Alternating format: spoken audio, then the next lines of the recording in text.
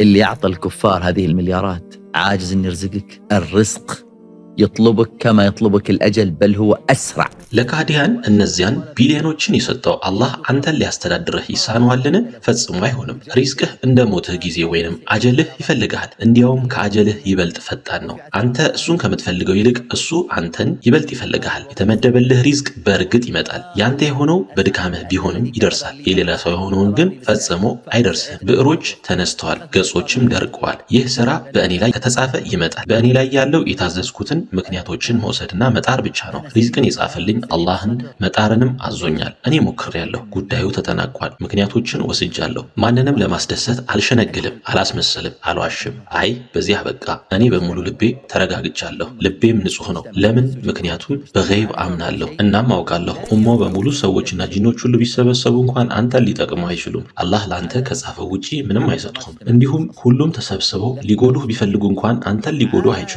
አላህ በአንተ ላይ ከጻፈው ውጪ ምንም አያደርጉብህም።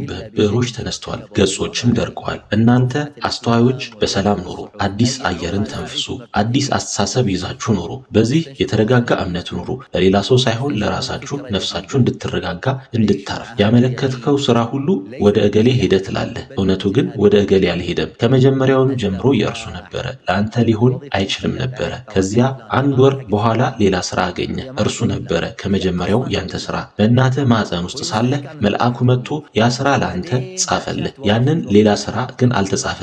ስለ ህይወት መንገድ ይህንን ስትሰማ አትረጋጋምን? ወደዚህ ዓለም ከመምጣትህ በፊት የህይወትህ እቅድ ተዘጋጅቶ ነበረ። አላህ ከሰማይ ጉዳዮች ያስተዳድራል። አንድ ሙስሊም ስለ ሪዝቄ ተጨንቄያለሁ ሲል እገረማለሁ እለዋለሁ። አላህ ከሰማዩ ጉዳዮችን ያስተዳድራል። ይህን አያ በልብህ አኑረው። ተናጋሪው ማን ነው? አላህ የሚያናገረው ማንን ነው? እኔና አንተን። አላህ ምን አለ? ጉዳዮቻችሁን እኔ በሰማይ ያስተዳድራለሁ። ይህንን የሚናገረው ኃያሉ ጥበበኛው ሁሉን ቻዩ ሁሉን አዋቂው ለጋሱ አላህ ሱብሓነሁ ወተዓላ ነው። ሪዝቅህ አልጀመረም፣ በሰማይ ናቸው። ከሰማይ ጋር ተገናኙ።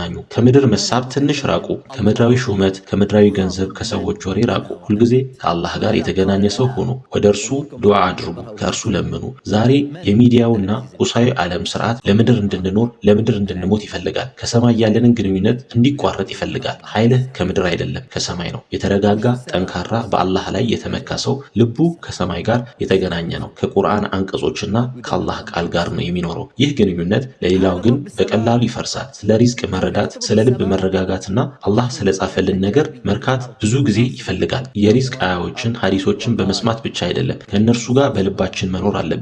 አላህ እንዲህ ይላል፣ አላህ እርሱ ብቻ ሪዝቅ ሰጪ ነው፣ የብርታትና የኃይል ባለቤት ነው። በዚህ አያ የተረዳሁት አላህ ሪዝቅን ለማድረስ አማካሪም ሆነ ረዳት አያስፈልገውም። ሪዝቅ ሰጪ አንድ ብቻ ነው፣ እርሱም ሕያው ነው፣ ፈጽሞ አይሞትም። አሁን ልቤን እጠይቃለሁ፣ ልቤ ይህን በእውነት ተቀብሏል? አላህ ብቻ ሪዝቅ ሰጪ መሆኑን በሙሉ እርግጠኛ ሆኗልን?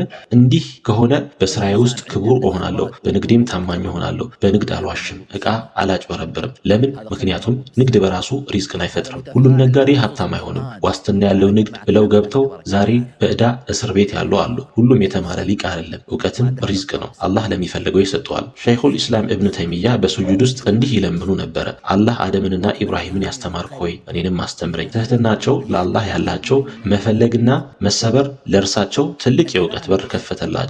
የእውቀት መዝገቦች የት ናቸው?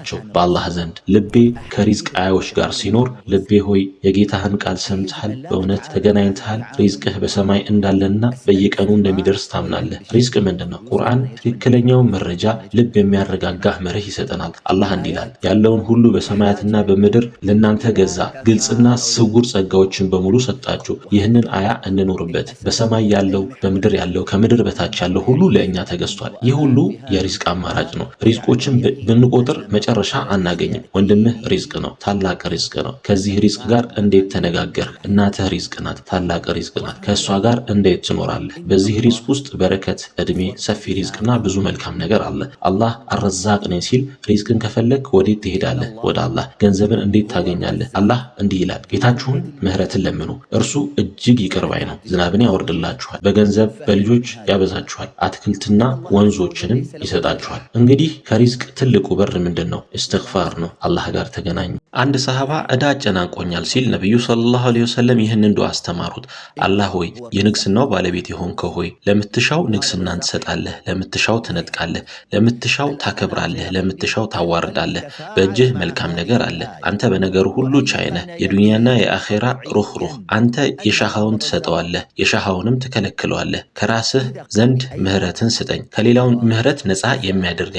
የአላህ ስም ከሪም ወይንም ለጋስ የሚለውን ስንመለከት በሱ ላይ ለጋስ ማን ነው? እስልምናን የመረጠልህ አንተ አይደለህም። በአንድ ሙስሊም አባት እናት መወለድ የአላህ ጸጋ ነው። ትልቁንም ጸጋ እስልምና ነው። አላህ ዘንድ የምታደርገው ጥፋት ወዲያው የማይቀጣህ ተጸጽተህ ስትመለስ የሚምርህ ጌታ ስለሆነ ነው። አንተም እንደ ሰዎች ለአላህ ለጋስ ይቅርባይ መሆን አለብህ። አላህ ሲሳይን ሲሰጥህ በጥበብ ነው።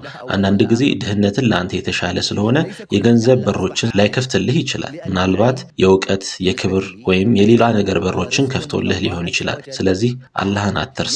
ሲሳይን ስታገኝ የሰጠህ አላህ መሆኑን እወቅ። ባንክ ስትሄድ የገንዘብ ወረቀቱን ቼኩን የሰጠህ ሰው ብቻ ሳይሆን ይህንን እድል የፈጠረልህን አላህን ማመስገን አለብህ። እጆችህን ወደ ሰማይ በማንሳት በሱጁድ ውስጥ ረዘም ላለ ጊዜ መቆየት አላህን አመስግን። ምክንያቱም ሲሳይን የሚሰጥህ እሱ ብቻ ነውና። አላህ ልብህን በእምነት አካልህን በጤና እጅህን በገንዘብ ይሙላልህ። አላህ ከሰጠህ በኋላ አመስግን። ምክንያቱም አመስጋኝ ብትሆን ይጨምርልሃልና። የጌታህ የባህሪ ጥግ የለውም። የሰማያትና የምድር ጸጋዎች ሁሉ የእሱ ናቸው። انت مو محتاج لها. كم نوع سمك، كم نوع لحم، انواع الدجاج والطيور، كم كم وكم وكم. هذا في الدنيا، فما بالك ما عند الله عز وجل.